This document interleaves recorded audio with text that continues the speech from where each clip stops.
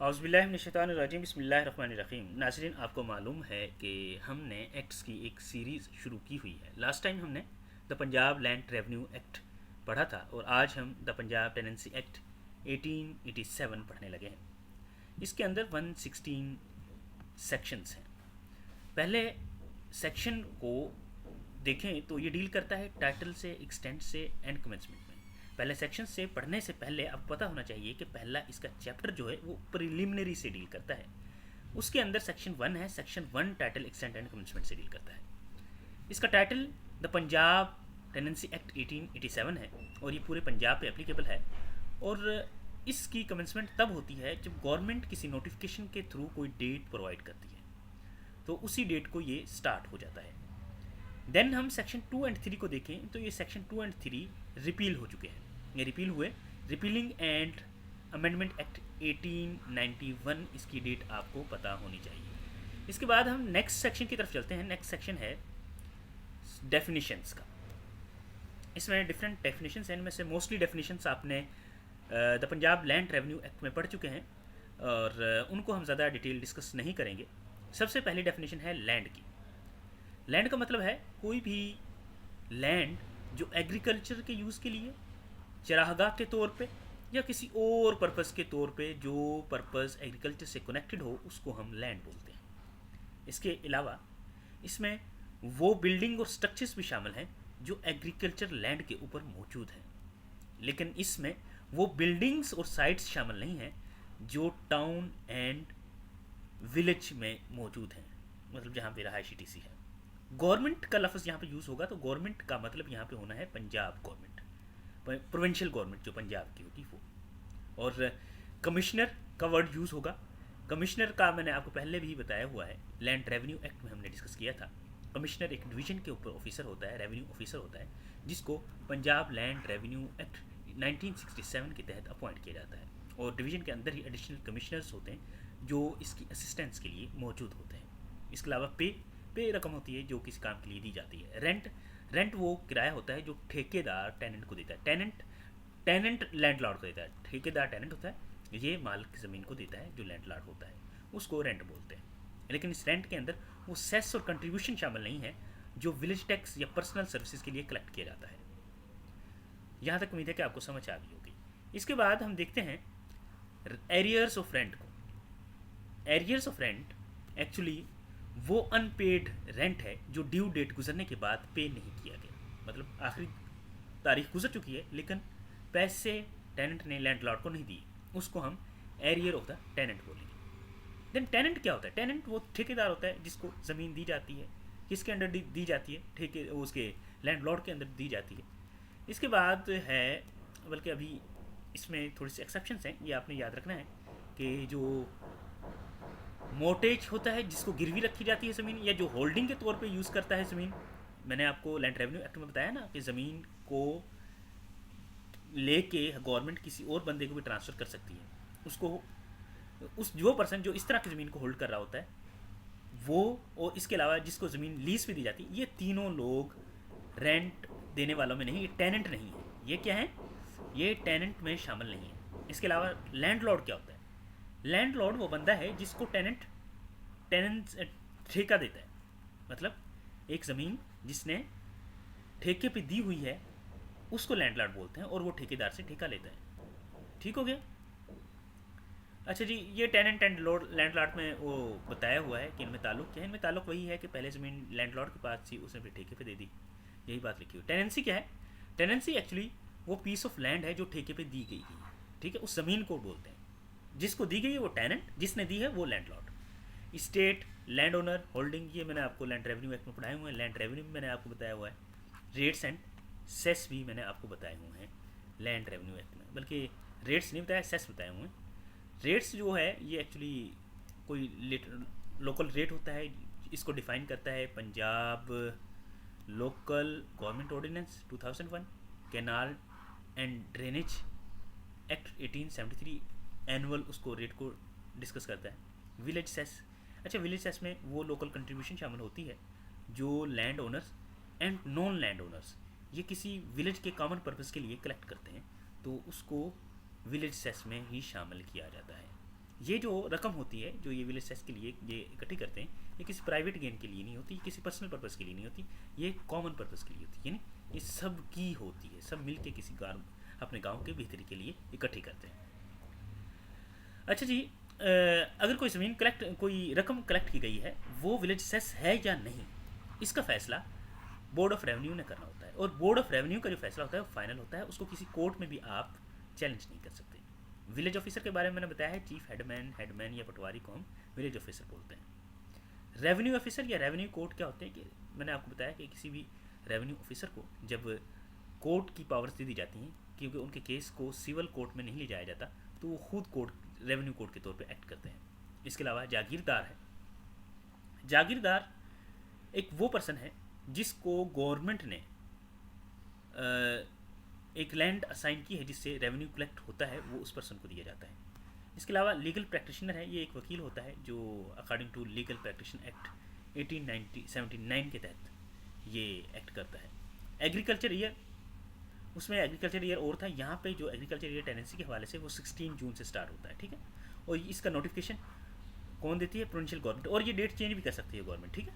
Agriculture year की date government change भी कर सकती है। नोटिफिकेशन आपको पता है, नोटिफिकेशन कोई भी रिटर्न जो स्टेटमेंट गवर्नमेंट देती है किसी काम के हवाले से, उसको नोटिफिकेशन बोलते हैं। इम्प्रूवमेंट, किसी भी ज़मीन पे कोई बेहतरी के लिए कोई किया गया काम, वो इम्प्रूवमेंट कहलाता है। ये टेनेंसी की वैल्यू को बढ़ा देता है और ये कंडीशंस ऑफ द एक्ट से सूटेबल होता है, उसके साथ कंसिस्टेंट होता है। कौन कौन सी चीज़ें हैं जो इम्प्रूवमेंट में शामिल हैं और कौन सी वो हैं जो इम्प्रूवमेंट में शामिल नहीं है? वेल बनाना, उधर इरिगेशन वर्क्स करना, फ्लड प्रोटेक्शन के लिए कोई काम करना, ट्री प्लांटिंग करना, ज़मीन को लेवल करना, बाड़ लगाना या फार्म बिल्डिंग करना, ये सारी इम्प्रूवमेंट में आ जाती हैं। कौन सी चीज़ हैं जो इम्प्रूवमेंट में नहीं आती? वो है कि छोटी मोटी रिपेयरिंग करना, कोई टेम्परेरी सा काम करना जो थोड़ी देर के लिए हो, कोई ऑर्डिनरी फार्मिंग करना, ये इसकी कम मतलब कि इम्प्रूवमेंट में नहीं आती, ठीक है। ये सारी वही चीज़ें आ जाती हैं। अच्छा जी, नेक्स्ट हम देखते हैं मुकर्रीदार। अच्छा, मुकर्रीदार एक्चुअली विलेज वो होता है, एक तरह का टेनेंट ही होता है, थोड़ा सा फ़र्क है इसमें, और ये अटक और रावलपिंडी के डिस्ट्रिक्ट में सिर्फ एग्जिस्ट करता है। ये जो है 1952 के अमेंडमेंट के बाद इसको इसमें शामिल कर दिया गया था। अच्छा जी, इसके बाद है right of tenancy, right of occupancy. ये मेन चैप्टर है, चैप्टर 2, इसका आपको पता होना चाहिए। इसमें सेक्शन 5 पहला सेक्शन है जो डील करता है कि टेनेंट्स के पास राइट ऑफ ऑक्यूपेंसी है। कब होगा right of occupancy? Right of occupancy जो है ये एक तरह की ओनरशिप होता है, ये टेनेंट ही है, लेकिन एक तरह की ओनरशिप मिल जाती है उस बंदे को जो काफ़ी लंबे अरसे तक चलती है। एक परमानेंट किस्म की प्रोटेक्शन होती है, ओनरशिप लाइक प्रोटेक्शन होती है जो राइट ऑफ ऑक्यूपेंसी है। कौन कौन से लोग हैं जिनके पास ज़मीन टेनेंसी वाली ज़मीन होगी लेकिन उनके पास राइट ऑफ ऑक्यूपेंसी होगा? वो कहता है अगर टेनेंट ऐसा है कि वो एक ज़मीन पर 2 जनरेशन से रह रहा है, उसके पहले वो ज़मीन उसके बाप दादा के पास थी, फिर बाप के पास, अब बेटे के पास, ऐसा पर्सन जो है जो 2 जनरेशन से रह रहा है, वो उसके पास राइट ऑफ ऑक्यूपेंसी होगा। और ऐसा पर्सन जो 20 साल से एक ज़मीन को ऑक्यूपाई किया हुआ है, वो राइट ऑफ ऑक्यूपेंसी रखेगा। ऐसा पर्सन जिसने कोई रेंट नहीं दिया अदर देन ऑफिशियल, अच्छा यही इसी पर्सन की बात हो रही है जो 20 साल से है, लेकिन इसने कोई official land revenue rates and cess के अलावा कोई रेंट नहीं दिया, तो इसके पास ये कंडीशन पूरी होने के बाद इसके पास राइट ऑफ ऑक्यूपेंसी है। ठीक हो गया। इसके बाद दूसरा एक वो पर्सन जिसके पास एक दफ़ा ये ज़मीन मौजूद थी लेकिन फिर किसी तरह इसने ये ओनरशिप खो दी, ठीक है, लेकिन ये ओनरशिप उसने गवर्नमेंट सीजर या वॉलंटरीली नहीं की, किसी वजह से ये ज़मीन खो गई उससे, और लेकिन वो इस ज़मीन पे रहा and has kept living on and cultivating the same land continuously after losing ownership and he still gets the right of occupancy. लेकिन वो इस ज़मीन पे रहा और इस पर कल्टिवेशन करता रहा, तो तब भी उसके पास राइट ऑफ ऑक्यूपेंसी मौजूद रहेगा। अगली बात वो करता है कि अगर एक ऐसा शख्स है जो गांव में सेटल हुआ, तब सेटल हुआ जब गांव का फाउंडर सेटल हुआ था, गांव के फाउंडर के साथ ही वो सेटल हुआ, और एक लैंड को वो तब से कल्टीवेट कर रहा है, और ये वाला सिस्टम लागू होगा 21 अक्टूबर 1868 के बाद। वो तब से इस ज़मीन को फाउंडर के साथ सेटल हुआ और तब से वो ज़मीन को क्या कर रहा है, कल्टीवेट कर रहा है, उसके पास भी राइट ऑफ ऑक्यूपेंसी है, वो भी राइट ऑफ ऑक्यूपेंसी क्लेम कर सकता है। ठीक हो गया। इसके बाद अगर हम आगे मूव करें, वो कहता है अगर एक पर्सन जागीरदार था और उसने इस ज़मीन को पिछले 20 साल से जोता है, कल्टीवेट किया है। ठीक है, cultivated the land while he was jagirdar and continued for after losing the jagir for 20+ years. पहले तो वो जागीरदार था तब कल्टीवेट करता रहा, जब जागीरदार नहीं रहा तब भी 20 साल से ज़्यादा तक वो उसको कल्टीवेट करता रहा, तो उसके पास भी राइट ऑफ ऑक्यूपेंसी होगा, क्लेम कर सकता है वो। नेक्स्ट है, अगर एक टेनेंट है, वो लैंड को कंटिन्यूसली 30 साल से कल्टीवेट कर रहा है और सिर्फ और land revenue and official cess को प्रोवाइड कर रहा है, तो इसके पास भी राइट ऑफ ऑक्यूपेंसी क्लेम करने का हक हासिल है। ठीक है, मीन के 30 साल जिसने कंटिन्यूस कल्टीवेशन की तो उसके पास राइट ऑफ ऑक्यूपेंसी आ जाता है।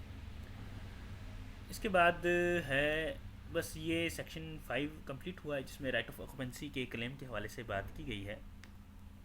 अच्छा ठीक, एक और चीज़ थोड़ी सी एक्सेप्शन आपने याद रखनी है कि यहाँ पर मैंने वर्ड ग्रैंडफादर, फादर, सन इसलिए यूज़ किया, ये एक्चुअली उसके अडॉप्टिव रिलेटिव्स भी हो सकते हैं, या वैसे कस्टम के लिहाज से जो उसके वारिस हैं वो भी हो सकते हैं, या रिलीजियस या कम्युनिटी बेस्ड ओनरशिप की बेस पे भी हो सकते हैं। तब भी वो मतलब उसका सगा माँ बाप, दादा ETC ना हो, तब भी वो राइट ऑफ ऑक्यूपेंसी क्लेम कर सकता है, बशर्ते कि ये वाले ताल्लुक की बेस पे उसका कोई रिश्ता हो उनसे। अच्छा जी, इसके बाद है old recorded occupancy rights. Old recorded occupancy right, वो कहता है अगर 21 अक्टूबर 1868 से पहले ऑफिशियल लैंड रिकॉर्ड अप्रूव कर दिया है गवर्नमेंट की तरफ से, अगर 21 अक्टूबर 1868 में गवर्नमेंट की तरफ से ऑफिशियल लैंड रिकॉर्ड पहले से अप्रूव कर दिया गया था, ठीक है, एंड स्टिल, और वो शख्स जो था वो उसके बाद अभी तक लैंड को ऑक्यूपाई किए हुए है कंटिन्यूसली, और उसके पास आगे भी राइट होगा कि वो उसको ऑक्यूपाई रखे।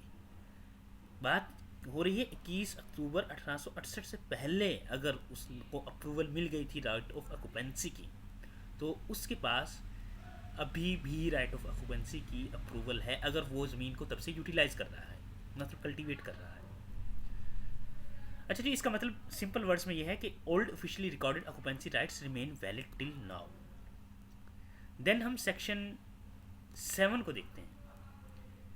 सेक्शन 7 एक्चुअली एक्सचेंज ऑफ ज़मीन के हवाले से डील करता है। वो कहता है अगर एक टेनेंट है, वो एक ज़मीन को जो उसने ऑक्यूपाई की हुई है वो किसी दूसरी ज़मीन के साथ एक्सचेंज करता है, उसका तबादला करता है, दोनों ज़मीनों का लैंडलॉर्ड सेम है, एक शख्स एक ज़मीन के किते को, ज़मीन A को ज़मीन B से रिप्लेस करता है, पहले ज़मीन A पे उसके पास राइट ऑफ ऑक्यूपेंसी था, जब वो इस ज़मीन पे आएगा तो इस पे भी उसका वैसे ही राइट ऑफ ऑक्यूपेंसी रहेगा। ठीक है, ये भी एक बात अपने ज़हन में रखें। दूसरा है section 8, other grounds of occupancy. वो कहता है कि अगर कोई शख्स इसका अपना राइट ऑफ ऑक्यूपेंसी किसी और लीगल ग्राउंड पे प्रूव कर दे जो इस चैप्टर में शामिल नहीं है, तो उसको तब भी राइट ऑफ ऑक्यूपेंसी दे दिया जाएगा। देन है section 9, no right by made passage of time. पीछे मैंने आपको कुछ टाइम बताया, 30 साल 20 साल, तो इसका ये मतलब नहीं है कि एक शख्स ने 20 साल ज़मीन पे रहा और उसको राइट ऑफ ऑक्यूपेंसी मिल गया, ऐसा बिल्कुल नहीं है, लेकिन उसके लिए कुछ लीगल कंडीशंस पूरी करनी होंगी, तब उसको राइट ऑफ ऑक्यूपेंसी मिलेगा, जो मैंने पहले आपको बता दी कि उसको लैंड रेवेन्यू देना पड़ेगा, और भी कुछ कंडीशंस होती हैं। अच्छा जी, देन सेक्शन 10 आ जाता है। सेक्शन 10 डील करता है जॉइंट ओनर्स के बारे में। वो कहता है अगर एक लैंड कई ओनर्स को बिलोंग करती है, अगर एक लैंड कई ओनर्स को बिलोंग करती है, तो उसके नतीजे में एक जॉइंट ओनर दूसरों के खिलाफ राइट ऑफ ऑक्यूपेंसी क्लेम नहीं कर सकता, अनलेस एंड अनटिल के उनका लोकल कस्टम इसकी इजाज़त देता हो। ठीक हो गया। इसके बाद सेक्शन 11 है कंटिन्यूएशन ऑफ ऑक्यूपेंसी राइट्स। वो कहता है कि अगर टेनेंट के पास ऑक्यूपेंसी राइट ओल्ड लॉ के अंदर थे इस एक्ट के आने से पहले, जैसे मैंने 1868 से पहले वाले आपको बताया, सेम वही यहाँ पे यूटिलाइज हो रहा है, तो उसके पास राइट होगा कि वो कंटिन्यू रखे उसी प्रोविजन के तहत ओल्ड लॉ के अंदर, और उसके पास ऑक्यूपेंसी राइट रहेगा बाद में भी। ठीक हो गया। वहाँ जो पिछला सेक्शन हमने देखा है 1868 वाला सेक्शन हमने देखा था, उसका नाम मेरे जहन से गुजर के, ये सेक्शन 6 के मुताबिक हमने कहा कि 1868 से पहले ज़मीन थी तो उसके पास अब भी ऑक्यूपेंसी का राइट होगा। यहाँ बाकी जो एक्ट थे जो पहले उसको राइट ऑफ ऑक्यूपेंसी प्रोवाइड करते थे, अगर वो पहले वाले प्रोवाइड कर रहे थे और वो ज़मीन पे मौजूद है, अब भी उसके पास राइट ऑफ ऑक्यूपेंसी होंगे। ये बात होगी। इसके बाद हम रेंट की बात करते हैं। चैप्टर 3 जो है रेंट की बात करते हैं। रेंट मैंने आपको बता दिया, वो ठेका होता है जो टेनेंट लैंडलॉर्ड को देता है। सबसे पहले respective rights of landlord and tenant to produce. अब इन दोनों के राइट्स के हवाले से थोड़ी सी बात हो रही है, टेनेंट के राइट और लैंडलॉर्ड के राइट। वो कहता है कि रेंट जो होता है वो पहली चीज़ होती है ज़मीन की प्रोड्यूस पर जो टेनेंट ने देनी होती है। रेंट जो होता है वो ज़मीन की प्रोड्यूस मतलब फसल, ज़मीन की फसल पर वो पहली चीज़ होती है जो टेनेंट ने लैंडलॉर्ड को देनी होती है। इसके बाद वो कहता है टेनेंट के पास मुकम्मल राइट है कि वो अपनी फसल को खड़ा करे, काटे, हार्वेस्ट करे और जैसे मर्जी यूज़ करे विदाउट लैंडलॉर्ड इंटरफेरेंस। उसमें लैंडलॉर्ड इंटरफेयर नहीं कर सकता, ये उसका हक है। देखें, ये पहले वाला जो हक है एक तरह से लैंडलॉर्ड का हक है, ये जो हक है ये टेनेंट का हक है। देन वो कहता है अगर रेंट शेयर ऑफ प्रोड्यूस के हिसाब से नहीं लिया जा रहा, देन टेनेंट के पास मुकम्मल आज़ादी है कि वो सारी की सारी जो प्रोड्यूस है, जो खेत से हुई है, जो लैंड से हुई है, उसको रख सके। समटाइम ये हो जाता है ना, लैंड लॉर्ड और टेनेंट में ये डिसाइड होता है कि आपने मुझे फसल का इतना हिस्सा देना है, तो तब तो वो सारी पोजीशन नहीं कर सकता टेनेंट। मगर अगर उनका एग्रीमेंट ये हुआ है कि फसल में से नहीं लेना, किसी और तरह लेना है, पैसे लेने हैं, तो देन फुल पोजीशन किसके पास होगी? टेनेंट के पास होगी। देन अगली बात करता है, अगर प्रोड्यूस के तौर पे टेनेंट लिया जा रहा है, रकम के बजाय फसल में से कुछ हिस्सा लिया जा रहा है, तो टेनेंट को चाहिए, टेनेंट के लिए लाजम होगा कि तमाम प्रोड्यूस को तब तक रखे जब तक वो डिवाइड नहीं हो जाती। ठीक है। Landlord can be present during division. जब फसल की डिवीजन होगी उस टाइम पे लैंडलॉर्ड मौजूद होगा। लैंडलॉर्ड मौजूद होगा और जब लैंडलॉर्ड को उसका हिस्सा मिल जाएगा तो किराया अदा हो जाएगा, रेंट अदा हो जाएगा। ठीक हो गया। देन हम बात करते हैं सेक्शन 13 की, commutation and alteration of rent. वो कहता है कि रेंट जो है ना वो कई तरीक़ों से लिया जा सकता है। एक तो मैंने प्रोड्यूस का हवाले से आपको पहले बता दिया, क्रॉप के रेट के लिहाज से कितनी फसल होगी, इतने %, ये शरह होगी फसल उगने की, तो तब इतना रेंट होगा, कम होगी तो कम होगा, इस तरह से कोई डिसाइड वो कर लेते हैं। एरिया के लिहाज से कि ज़मीन कितना एरिया लिया है, हर एकड़ के लिहाज से डिफाइन करते हैं। समटाइम कोई फिक्स सम भी कर लेते हैं, एक इकट्ठी ज़मीन दे दी, उसका एक फिक्स सम ले लिया, इतना ही ठेका आपने मुझे देना है। ठीक हो गया। वो कहता है ये जो एक दफ़ा रेंट हो गया तो ये दूसरे मेथड में चेंज नहीं हो सकता, बशर्ते के लैंडलॉर्ड एंड टेनेंट दोनों राज़ी हो जाए। ये सिर्फ एक शर्त पे चेंज हो सकता है, जब लैंडलॉर्ड एंड टेनेंट दोनों राज़ी हो। अगर दोनों में से कोई एक राज़ी नहीं है तो ये तरीका कार चेंज नहीं हो सकता। प्रोड्यूस से करना है, क्रॉप से करना है, या एरिया के लिहाज से करना है, या पैसों में करना है, जैसे भी।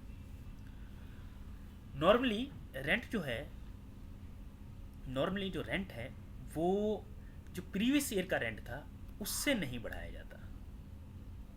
अगर कोई लीगल ऑर्डर आ जाए कि बढ़ाओ या कम करो तब ये बढ़ाना होगा, नॉर्मली नहीं बढ़ाया जाता।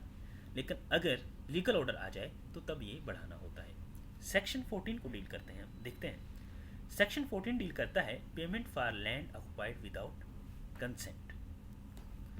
ऐसी लैंड जो विदाउट कंसेंट ऑक्युपाई की गई है उसकी पेमेंट के हवाले से बात करता है।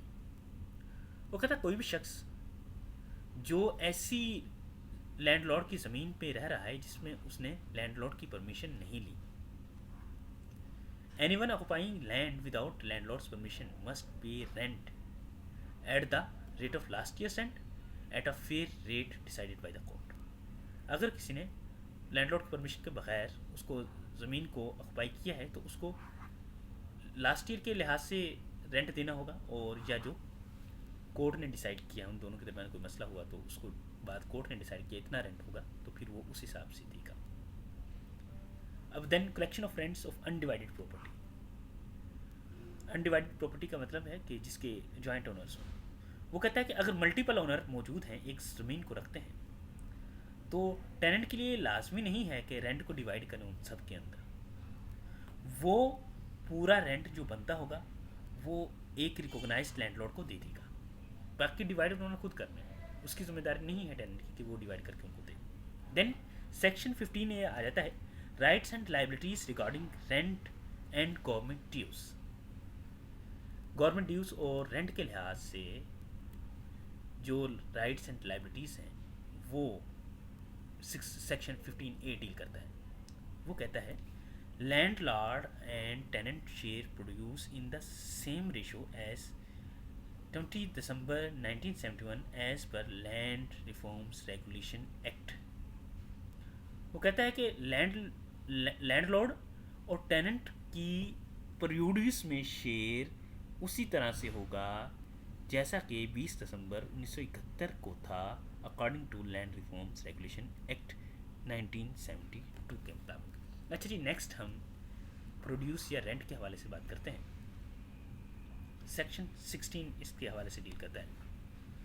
वो कहता है कि अगर प्रोड्यूस जहाँ भी लफ्ज़ में यूज़ करूँगा इसका मतलब है फसल उठाना, फसल ही ज़्यादा बेहतर है। फसल के अलावा सिर्फ फसल उठाना वैसे इसका पूरा मतलब नहीं है। फसल उठाने से मुराद है एक अगर एग्रीकल्चर लैंड है उसमें फसल वो फसल उठाना। अगर किसी के पास किसी ने दुकान ठेके पे दी है, दुकान से जो फ़ायदा आगा वो अलग चीज़ है, वो भी प्रोड्यूस में शामिल होगा। इस तरह से किसी ने कोई बिज़नेस स्टार्ट किया उस लैंड के ऊपर, वो मतलब उससे जो प्रॉफिट हुआ वो भी प्रोड्यूस में शामिल होगा। यहाँ मैं बार बार फसल का यूज़ कर रहा हूँ क्योंकि फसलों के ठेके से ज़्यादातर लोग वाकफ़ हैं। ठीक हो गया। Presumption if produce removed after division. अगर डिवीजन से पहले ही जो प्रोड्यूस है उसको रिमूव कर दिया गया है तो देन क्या होगा। वो कहता है अगर टेनेंट मेजरमेंट या प्रॉपर डिवीजन से पहले उसको रिमूव कर देता है तो कोर्ट ये अज्यूम करेगी कि उसके पास पूरी क्रॉप उसी के पास है, ताकि इससे वो लॉस जो लैंडलॉर्ड को हो सकता है उससे बचा सके। ठीक है, उसकी तलाफी हो सके, पूरी उसको नहीं कर सकता। ठीक है, कोर्ट उसको हल करवाएगी मसले को। देन सेक्शन 17 है appointment of referee for division. Referee आपको पता है आर्बिट्रेटर को बोलते हैं, मतलब कि सालसी को बोलते हैं। वो कहता है अगर लैंडलॉर्ड या टेनेंट के दरमियान डिवीजन के वक़्त कोई मसला आ जाता है या डिवीजन हो ही नहीं पा रही उनके दरमियान डिसएग्री होते हैं वो एक दूसरे से, तो इसके हवाले से रेवेन्यू ऑफिसर एक पर्सन को अपॉइंट करेगा जो रेफरी का किरदार अदा करेगा। वो इन दोनों के दरमियान ज़मीन को इसको फसल को डिवाइड करेगा या प्रोड्यूस को डिवाइड करेगा। रेफरी अब कैसे एक्ट करता है, जो रेफरी लैंड रेवेन्यू ने भेजा है वो कैसे एक्ट करता है। रेवेन्यू ऑफिसर जो है रेफरी के साथ कुछ हेल्प के लिए लोग भी भेज देता है।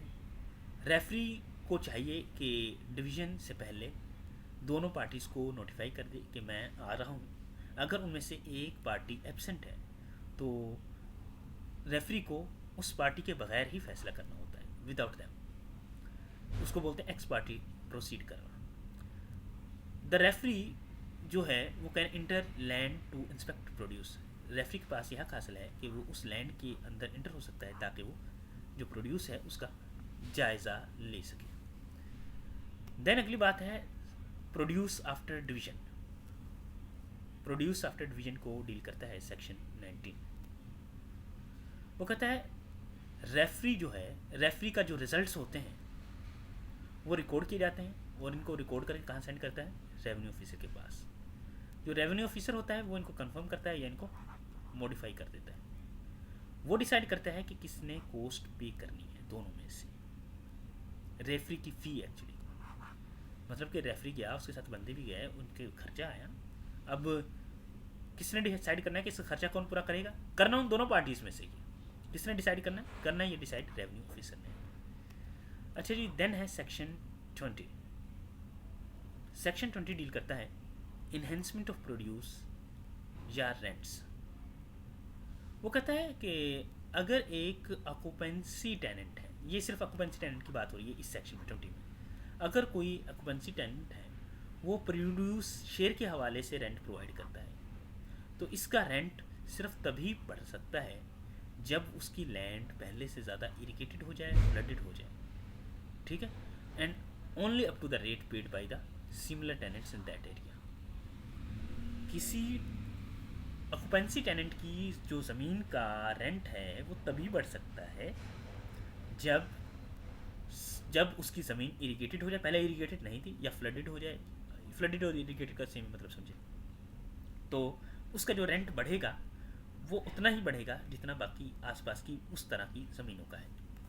इसके बाद रिडक्शन ऑफ प्रोड्यूस रेंट्स के हवाले से देखें तो वो अगर होता है कि कोई ज़मीन इरिगेशन को लॉस कर देती है फ्लडिंग की वजह से, या कुछ भी हो जाता है, उसमें कटाव आ जाता है, कई रीजंस हो सकते हैं, तो उसका रेंट रिड्यूस भी हो सकता है, ठीक है, उसका रेंट क्या हो सकता है? रिड्यूस भी हो सकता है। देन हम अगले सेक्शंस देखते हैं। अगला सेक्शन कैश रेंट्स के हवाले से हैं 22 से 23, कि ये जो रेंट बढ़ रहे हैं ये कैसे बढ़ेंगे, कितने बढ़ेंगे।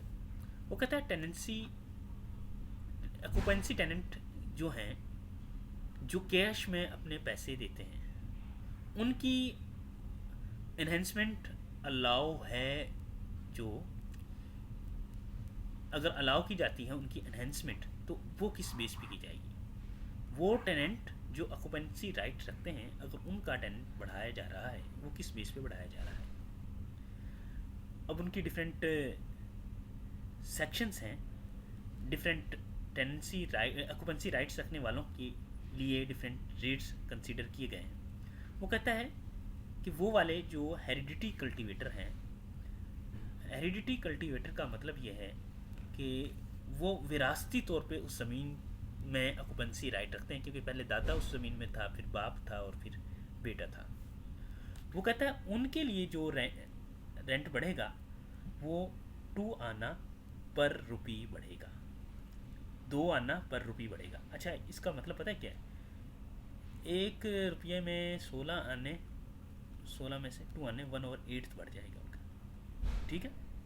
इस तरह इनका 6 आने पर रुपी बढ़ जाएगा, इसका 12 आने पर रुपी बढ़ जाएगा, ठीक है। इस तरह से ये इनका, अच्छा इनका मैंने बताया नहीं आपको। आपने जो सेक्शन 5 के अंदर class B C and D देखी, उनका 6 आना पड़ेगा। 6 एंड 8 जो सेक्शन के अंदर मैंने आपको ऑक्यूपेंसी राइट्स के हवाले से बताया, उनका 12 आने पड़ेगा, ठीक है। ये आपने दोबारा से ऑक्यूपेंसी राइट वाले सेक्शन में जाके देख लेना है। ये एमसीक्यूज बन सकते हैं कि हेरिडिटी कल्टीवेटर्स का 2 आने, B C and D class वालों का 6 आने, 6 और 8 सेक्शन वालों का 12 आने बढ़ता है। अच्छा जी, देन रिडक्शन ऑफ रेंट के हवाले से बात करें, ये सेम वही बात है तकरीबन, कि अगर कोई ज़मीन लेस प्रोडक्टिव, पहले उसमें हम बात की कि इरिगेटेड नहीं रहती, इसमें है कि अगर कोई नेचुरल वजह बनती है जिसकी वजह से वो लेस प्रोडक्टिव हो जाती है, तो उनका जो रेंट है वो कम भी किया जा सकता है। देन है इन्हेंसमेंट और रिडक्शन बाई कोर्ट, रेंट के हवाले से इन्हेंसमेंट और रिडक्शन बाई कोर्ट, किसकी? रेंट की इन्हेंसमेंट। वो कहता है कोई भी पार्टी दोनों में से रेवेन्यू कोर्ट में केस दायर करा सकती है रेंट की मिकदार चेंज करवाने के हवाले से। इसके अलावा वो कहता है कि ये जो रेंट की मिकदार या रेंट की मनी जो है वो बढ़ाने के हवाले से 5 साल के अंदर अंदर दूसरी एप्लीकेशन नहीं दी जा सकती इस हवाले से, ठीक है। एक दफ़ा ही रेंट बढ़वाया जा सकता है। यहाँ तक उम्मीद है कि आपको पता चल गया। वो कहता है no new suit within 10 years if rent was already revised unless lands condition change. 10 साल के अंदर अंदर सूट को रिवाइज नहीं किया जा सकता, उसको रेंट के रिवाइज नहीं किया जा सकता जब तक कोई लैंड की कंडीशन अचानक से ख़राब ना हो जाए। इसके बाद है direction description of court. Court जो है वो रेंट को फेयर एंड इक्विटेबल फिक्स कर सकती है, ताकि उसने एक क्या रखना है कि ये लैंड रेवेन्यू से किसी भी तौर पे ज़्यादा नहीं होना चाहिए, लैंड रेवेन्यू प्लस सेस से। देन हम देखते हैं सेक्शन 26 को। सेक्शन 26 डील करता है time for change to take effect. Enhancement and reduction के हवाले से ये टाइम देखना है। वो कहता है अब मैंने पीछे रेंट बढ़ने की या कम होने की बात की, ये कब इफेक्ट में आता है? From the start of next agriculture year. जब नया एग्रीकल्चर ईयर स्टार्ट होगा नेक्स्ट 16 जून को, तब एनहेंसमेंट होगी। ठीक है, इस तरह रिडक्शन भी जो अदालत का फैसला है, रेवेन्यू ऑफिसर का फैसला है, उस डेक्री के मुताबिक होगी। ठीक हो गया। इसके बाद हम चलते हैं एडजस्टमेंट ऑफ रेंट्स के हवाले से। रेंट का आपको पता है, मैंने पीछे भी बताया कि लैंड रेवेन्यू के साथ लिंक होते हैं, उनके हवाले से बात करते हैं। वो कहता है अगर रेंट जो है लैंड रेवेन्यू के ऊपर डिपेंड कर रहा है और लैंड रेवेन्यू में कोई चेंज आ जाती है, इसका मतलब है कि रेंट भी ऑटोमेटिकली चेंज हो जाता है। अगर लैंड रेवेन्यू में चेंज, रेंट में चेंज, और ये डिसाइड कौन करता है? Revenue officer. और इन चेंजेस को जो लैंड रेवेन्यू की वजह से आई हैं उनको इन्हेंसमेंट या रिडक्शन नहीं बोलते, जैसा कि पिछले एक्ट के अंदर हमने देखा है। अटक डिस्ट्रिक्ट के लिए थोड़ी सी स्पेसिफिसिटी है इस सेक्शन में। वो कहता है कि अगर लैंड रेवेन्यू चेंज हो जाता है, अगर लैंड रेवेन्यू चेंज हो जाता है तो रेंट जो खुद ब खुद के बजाय एडजस्ट करना है रेवेन्यू ऑफिसर ने। ठीक है। इसके बाद नेक्स्ट हम देखते हैं, अच्छा एक चीज़ याद रखें कि रेंट ना अल्टर भी किया जा सकता है ज़मीन के लिहाज से। Alteration of rent on area change, ज़मीन एरिया के चेंज होने की वजह से। वो कहता है अगर टेनेंट के पास ना एक्स्ट्रा एरिया है तो उसको एक्स्ट्रा एरिया आ जाता है तो उसको एक्स्ट्रा रेंट देना होगा। अगर उसका एरिया श्रिंक कर जाता है किसी वजह से, किसी कोई मसला बन जाता है, तो उसका एरिया, उसका जो रेंट है वो भी कम हो जाएगा। और एक्स्ट्रा रेंट या कम रेंट को कौन डिसाइड करेगा? इसको कोर्ट डिसाइड करेगी। ठीक हो, और एक फिक्स डेट देगी जिससे ये इफेक्टिव हो जाएगा। देन हम रिमिशन की बात करते हैं। सेक्शन 29 एंड 30 से रिमिशन से डील करते हैं। वो कहता है कि अगर किसी नेचुरल कामिटी की वजह से, मतलब कोई आफत आ जाए, जैसा कि फ्लड पिछले दिनों में आए, कोई फसल उगना बंद हो जाती, ख़राब हो जाती है, तो कोर्ट जो है वो कलेक्टर की अप्रूवल से इसको रिड्यूस कर सकती है। ये एमसीक्यूज बन सकता है किसकी अप्रूवल से? कलेक्टर की अप्रूवल से। देन है remission or suspension tied to land revenue. अच्छा जी, वो कहता है एक गवर्नमेंट है वो लैंड रेवेन्यू को सस्पेंड कर देती है। अगर गवर्नमेंट लैंड रेवेन्यू को सस्पेंड कर देती है तो जब लैंड रेवेन्यू सस्पेंड होता है तो रेंट भी सस्पेंड हो जाता है, रिमिट होता है, या जैसे गवर्नमेंट करेगी वैसे ही रेंट भी हो जाता है। गवर्नमेंट रिमिट या सस्पेंड करेगी तो रेंट भी रिमिट या सस्पेंड हो जाएगा। और जो रेंट रिमिट या सस्पेंड हुआ है तो उसके खिलाफ कोई बंदा अदालत में केस भी नहीं कर सकता। इसके अलावा वो कहता है कि अगर लैंडलॉर्ड अभी भी सस्पेंडेड जो रेंट से रेंट कलेक्ट कर रहा है तो रेवेन्यू ऑफिसर इससे ये पेनल्टी के तौर पे रिकवर करके देगा। कौन रिकवर करेगा? Revenue officer. इसके बाद अगली बात है कि ये रूल है, ये जो रूल है ये उन लैंड के ऊपर भी यूटिलाइज होता है जो लैंड जिनको रेवेन्यू से पहले छुटकारा मिल चुका है। ठीक है, मतलब कि एक तो गवर्नमेंट ने किया ना अभी, अगर किसी को पहले से छुटकारा मिला हुआ है तो उनका भी इस तरह से रेंट नहीं होता। इसके बाद है डिपॉजिट्स ऑफ रेंट। रेंट किसको देना है? ज़मीन तो लैंडलॉर्ड से ली है, वो कहता है कि अगर लैंडलॉर्ड ज़मीन लेने से इनकार कर दे और जो ज़मीन रेंट देने वाला है, टेनेंट है, उसको भी ना पता हो कि किसको देना है, तो वो इसको रेवेन्यू ऑफिसर को दिया आएगा और रेवेन्यू ऑफिसर इसको वेरिफिकेशन के बाद एक्सेप्ट कर लेगा। फिर क्या होगा? डिपॉजिट हो गया, ये हमने पीछे भी सेक्शन पढ़े थे। डिपॉजिट होगी, पेमेंट मिल, तो ये पेमेंट जो है रेवेन्यू ऑफिसर देगा फिर लैंडलॉर्ड को। ऑफिसर कैसे देगा तमाम लैंडलॉर्ड को? वो कहता है वो ना तमाम क्लेमेंट्स को, जो ज़मीन के क्लेमेंट्स हैं, जो मतलब दावेदार हैं, उनको नोटिफिकेशन देगा और जो उनमें से राइट पर्सन होगा उसको वो फिर वो पैसे जो उसको टेनेंट दे किया था वो दे देगा। और गवर्नमेंट का इस पर कोई हक नहीं होता है इन पैसों पे। अच्छा, देन है recovery of rent from attached produce. वो कहता है कि अगर कोई प्रोड्यूस कोर्ट ने अटैच कर दी है, अटैचमेंट ऑफ लैंड के हवाले से मैं आपको लैंड रेवेन्यू एक्ट में बता चुका हूँ। अगर कोई प्रोड्यूस अटैच की गई है तो लैंड लॉर्ड रेवेन्यू ऑफिसर से कह सकता है कि भाई इसको सेल कर दें उस हवाले से, या उसके हवाले से रेंट जो है उसको पे कर दें, करंट ईयर का, प्रीवियस ईयर का, जो भी उसका रहता है। ठीक हो गया। इसके अलावा ये एक और पॉइंट है सेक्शन 34 में। वो कहता है कि यह है लीजेस एक्सीडिंग असेसमेंट टर्म। वो कहता है अगर ज़मीन लीज पे दी हुई है किसी ने और ये लीज की जो टर्म है लैंड रेवेन्यू असेसमेंट की टर्म से ज़्यादा हो जाती है। लैंड रेवेन्यू असेसमेंट टर्म मैंने आपको बताई थी 25 साल होती है। वो कहता है वो अगर उससे ज़्यादा हो जाती है तो उस केस में अगर रेवेन्यू बढ़ता है तो लैंड लॉर्ड लीज को कैंसिल कर सकता है अनलेस टेनेंट पेज फिर new rent fixed by the court. बात सुन ले दोबारा। अगर ज़मीन किसी के पास लीज पे है और लीज असेसमेंट का जो टर्म है, टाइम है, उससे भी बढ़ जाती है, तो जब असेसमेंट न्यू होगी तो रेंट ज़्यादा बढ़ सकता है, तो उस केस में जो लैंडलॉर्ड है वो लीज को कैंसिल कर सकता है। हाँ, अगर जो टेनेंट है वो उसको नए रेंट के हिसाब से पैसा देने शुरू कर दे तो फिर तो कोई इशू नहीं। और अगर रेवेन्यू डिक्रीज हो जाता है तो फिर टेनेंट के पास हक है कि वो उसको ख़त्म कर दे। हाँ, अगर जो लैंडलॉर्ड है वो कम किराया लेने पर राज़ी हो जाए तो फिर तो वो चलती रहेगी। ठीक है, यहाँ तक था हमारा टेनेंसी एक्ट जो हमने 34 आर्टिकल्स तक पढ़ लिया है। नेक्स्ट हम बाकी आर्टिकल्स को देखते हैं चैप्टर नंबर 4 से ऑनवर्ड। तो तब तक के लिए खुदा हाफिज़।